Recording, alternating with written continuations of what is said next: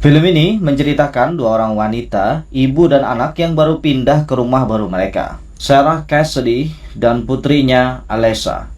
Dan ternyata rumah mereka sangat dekat dengan rumah kosong yang dulunya terjadi pembunuhan. Seorang anak bernama Carrie Ann membunuh kedua orang tuanya. Malam harinya, Sarah dibangunkan oleh suara berisik. Karena penasaran, Sarah mencari asal suara tersebut. Dan tiba-tiba, lampu rumah kosong itu menyala, sontak membuat Sarah kaget dan takut. Esok harinya, Sarah dan Alessa diundang acara makan-makan oleh Dan Gafford. Sarah lalu menanyakan tentang rumah kosong yang tadi malam lampunya tiba-tiba menyala. Dan Gafford menjelaskan kalau itu adalah Ryan Jacobson, anak dari keluarga yang meninggal dibunuh tersebut. Sedangkan Alessa berkenalan dengan Tyler. Di meja makan, semua orang membahas tentang Carrie Ann yang membunuh kedua orang tuanya, yang kemudian kabur ke hutan dan sampai sekarang tidak diketahui keberadaannya. Malam berikutnya, Alessa diundang Tyler ke acara amal anak sekolah dan menemukan seorang wanita terbaring di kamar seperti sedang sakau. Sesaat kemudian, wanita itu pergi dan Tyler datang menghampiri Alessa. Tiba-tiba, Tyler mengajak Alessa bercinta. Karena baru kenal sehari main nyosor kayak sapi gila. Alessa yang marah meninggalkan pesta, berniat pulang jalan kaki. Tiba-tiba mobil berhenti di depannya dan menawarkan tumpangan. Ternyata pria itu adalah Ryan Jacobson. Tapi karena takut, Alessa menolak ajakan tersebut. Beberapa saat kemudian turun hujan. Dan akhirnya dengan terpaksa Alessa menerima tawaran Ryan. Di jalan, mereka saling berkenalan dan mulai dekat.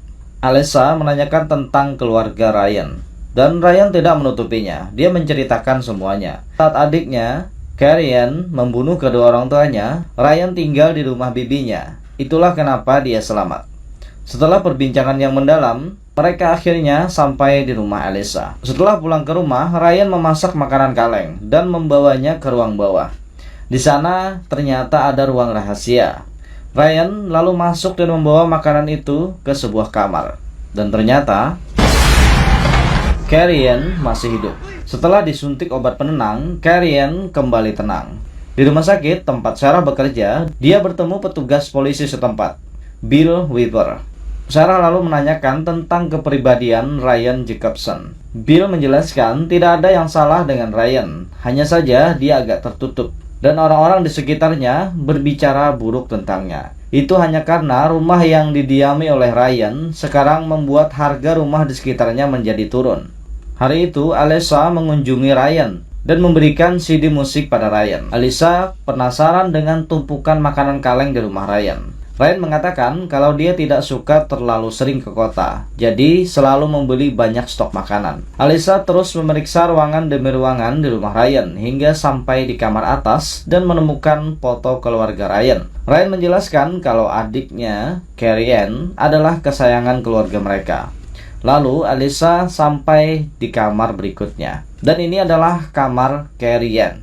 Ryan menceritakan kalau adiknya itu mengalami kecelakaan saat bermain ayunan bersamanya. Setelah adiknya sadar, dia berubah dan sering berteriak menyerang setiap orang yang dilihatnya. Setelah obrolan singkat itu, Alessa pulang ke rumahnya. Ryan kembali memeriksa adiknya di ruang rahasia. Namun kali ini, Ryan lupa mengunci pintu kamar saat keluar. Carrie Ann keluar dari kamar dan berhasil keluar rumah berlari ke arah rumah Alessa.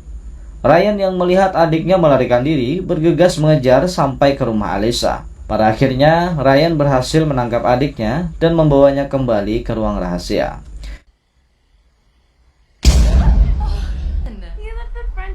Sarah mengundang Ryan untuk makan malam dan menanyakan tentang kehidupan Ryan. Ryan mengatakan kalau dulunya dia tinggal bersama bibinya. Namun setelah bibinya sakit-sakitan dan masuk rumah sakit, dia kembali ke rumah warisannya tersebut. Di tengah makan malam, tiba-tiba suasana berubah saat Sarah berkata kalau Ryan dan Alessa tidak boleh berhubungan lebih dari teman, karena Alessa harus fokus sekolah. Merasa tidak enak hati, Ryan lalu pergi. Meski Alessa berusaha mencegahnya, Ryan tetap pergi. Di sekolah, Alessa kembali bertemu Ryan dan meminta maaf atas perlakuan ibunya tadi malam.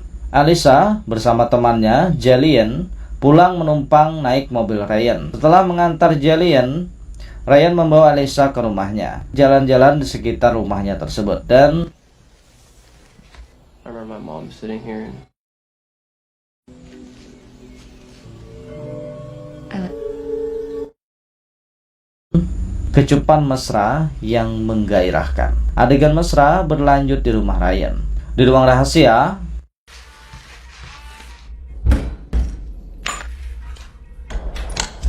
Karian berhasil keluar dan mengambil pisau. Ryan yang melihat itu bergegas menyeret Alyssa keluar, menyuruhnya untuk pulang. Sedangkan Carrie kembali kabur dari rumah. Ryan bergegas mengejar Carrie. Di tepi jalan di dalam mobil, sepasang kekasih sedang asik berpelukan. Ryan kembali berhasil menangkap Carrie dan menyumbat mulutnya. Carrie tewas dengan leher terkilir. Ryan memasukkan jasad Carrie ke dalam bagasi dan pergi. Alyssa terlihat sedih dengan perubahan sikap Ryan, yang tiba-tiba saja mengusirnya. Terlihat Ryan membuang jasad Carrie ke hutan. Setelah itu, dia pergi ke kafe. Boy, you're really working that whole rebel. Come on, I'll throw in a glass of milk. Di rumah Jillian, Alyssa menerima telepon dari Ryan yang mengajaknya bertemu. Namun karena Alyssa ada pertunjukan band bersama Jack, kakaknya Jillian, dia tidak bisa menemui Ryan. Sebagai gantinya, Alyssa mengundang Ryan untuk menonton pertunjukan bandnya. Malam harinya, Ryan benar-benar pergi dan menemui Alyssa. Tiba-tiba, Jack datang dan mengatakan kalau Tyler dan teman-temannya menghancurkan mobil Ryan. Ryan bergegas keluar.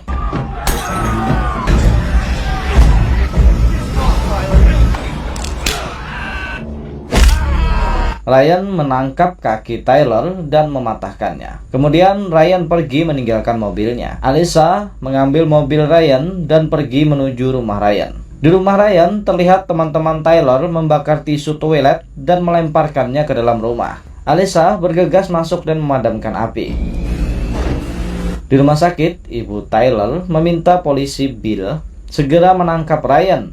Di sana juga ada Sarah. Sarah meminta polisi Bill untuk memeriksa keadaan Alyssa sebelum mendatangi Ryan. Di rumah Ryan, Alyssa menemukan bungkus tampon yang biasa digunakan wanita, yang berarti ada seorang wanita di rumah itu.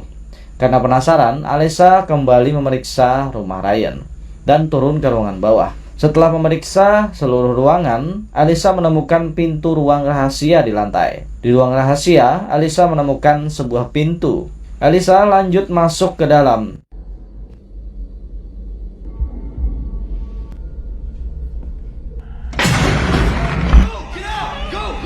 Ryan lalu menyuruh Alyssa pergi menunggunya di atas. Mungkin kalian bingung kenapa masih ada Carrie di ruang rahasia itu. Sedangkan di scene sebelumnya, Carrie telah tewas dengan leher terkilir dan jasadnya dibuang ke hutan. Jadi ini sebenarnya adalah wanita yang tadi di kafe yang diculik oleh Ryan dan dijadikannya Carrie yang baru. Di atas, saat Alyssa ingin mengambil air minum, di tangannya menempel lensa mata. Dia kembali teringat bungkusan plastik tempat tadi dia menemukan tampon. Lalu Alyssa mengeluarkan semua isi plastik tersebut. Benar saja, dia juga menemukan bekas bungkus lensa di sana dan melihat lukisan kertas di pintu kulkas. Adik Ryan bermata biru. Lalu dia kembali menemukan dompet wanita yang ada kartu identitas di sana. Saat itulah Alyssa yakin kalau wanita yang ditemuinya tadi bukan Carrie, adik Ryan. Ryan menculik wanita itu dan menjadikannya sebagai Carrie. Ryan muncul meminta Alyssa berjanji agar tidak memberitahu siapapun tentang Carrie. Dengan ekspresi takut, Alyssa mengiyakannya dan menyerahkan dompet di tangannya kepada Ryan. Saat Alyssa ingin keluar,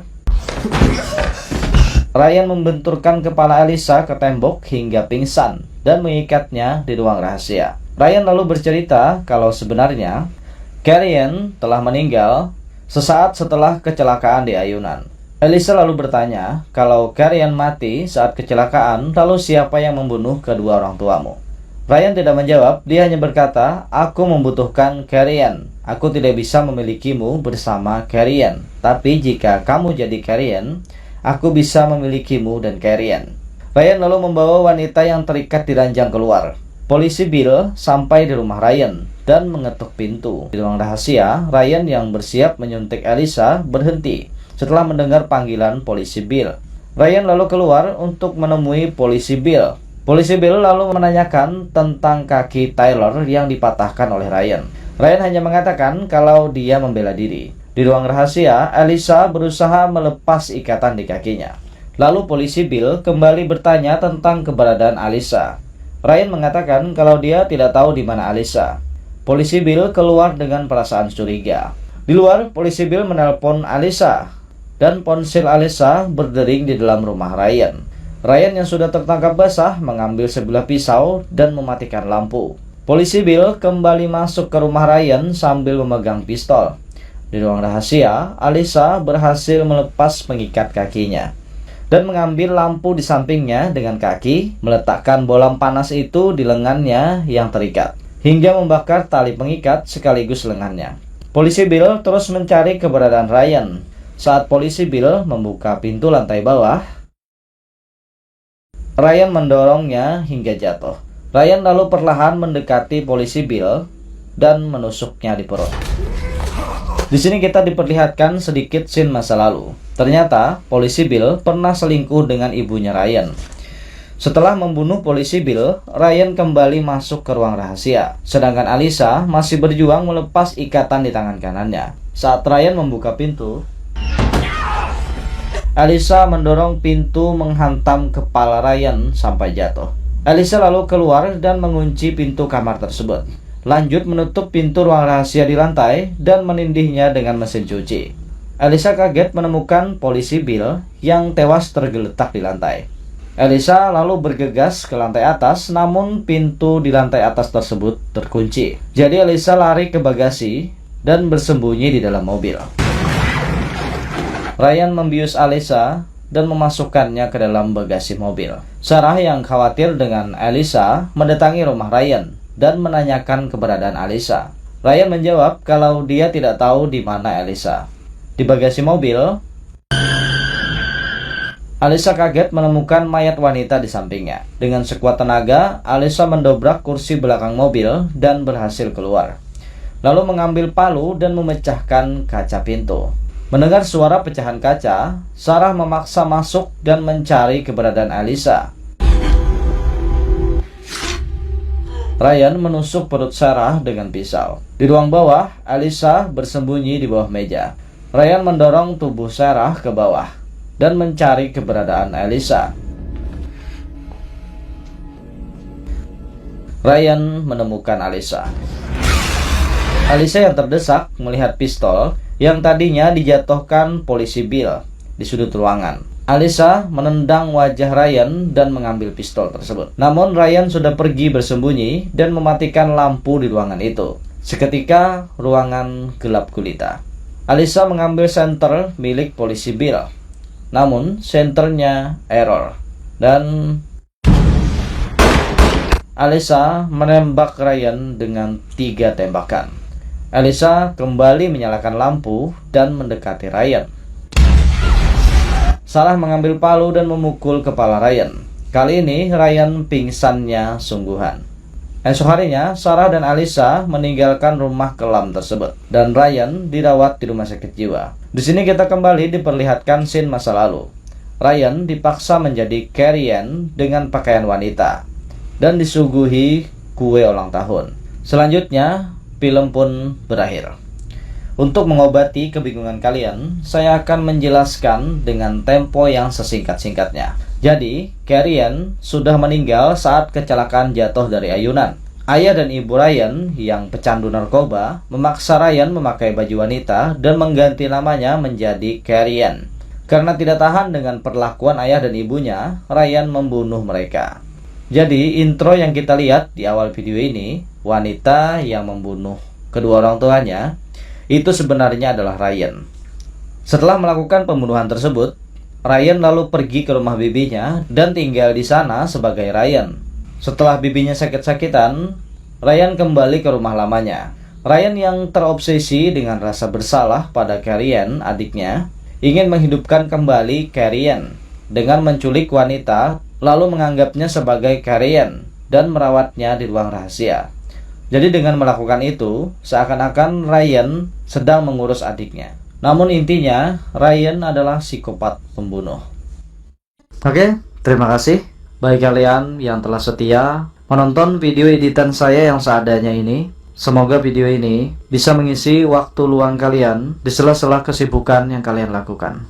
Hanya sekedar dukungan, sudi kiranya kalian subscribe agar kedepannya saya makin semangat lagi untuk upload video di channel ini. Tetap semangat menjalani kehidupan kalian dan syukuri apa yang ada pada kalian. Dalas balang sardada, menyerah maka kada. Salam anak Banua.